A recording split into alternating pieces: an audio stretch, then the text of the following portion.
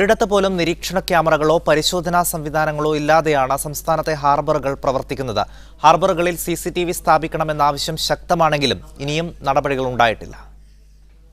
Munambam harbour വഴി ചില അഭയാർത്ഥികൾ കടന്നത് ബോട്ട് മാർഗമാണെന്ന അഭ്യൂഹം പരന്നതോടെയാണ് ഹാർബറുകളിലെ നിരീക്ഷണ ക്യാമറകളെക്കുറിച്ചുള്ള ചർച്ചകൾ സജീവമാകുന്നത്. ഹാർബറുകളിൽ ഒന്നും തന്നെ CCTV സ്ഥാപിച്ചിട്ടില്ല. സർക്കാർ ഉടമസ്ഥതയിലുള്ള മുനമ്പത്തെ ഹാർബറിൽ CCTV സ്ഥാപിക്കണമെന്ന ആവശ്യം നേരത്തെയുള്ളതാണ്.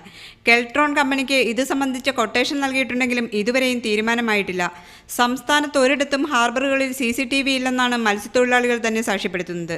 എനിക്ക് കൊല്ലം ഹാർബർ അറിയാം, ബേപ്പൂർ ഹാർബർ അറിയാം, മുനമ്പ് ഹാർബർ അറിയാം, കൊച്ചി ഹാർബർ അറിയാം. ഇപ്പോൾ ഉള്ളതായിട്ട് അറിയത്തില്ല. സർക്കാരിൻ്റെ ഒരു അനാസ്ഥ ഫിഷറീസ് വകുപ്പ് നിർബന്ധമായിട്ട് ചെയ്യേണ്ട ഒരു കാര്യമാണത്. ഇവിടെ എന്ത് നടക്കുന്നു, എന്ത് രീതിയിലാണ്, എവിടുന്നൊക്കെ ഇപ്പം തന്നെ ഈ ബംഗാളികൾ വിദേശികളാണ് ഉദ്ദേശിക്കുന്നത്. കേരളത്തിന് പുറത്തുള്ളവർ വരുന്നുണ്ട്.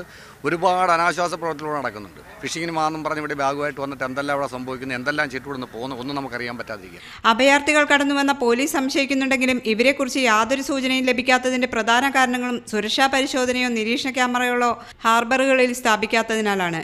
മീഡിയ 1 കൊച്ചി.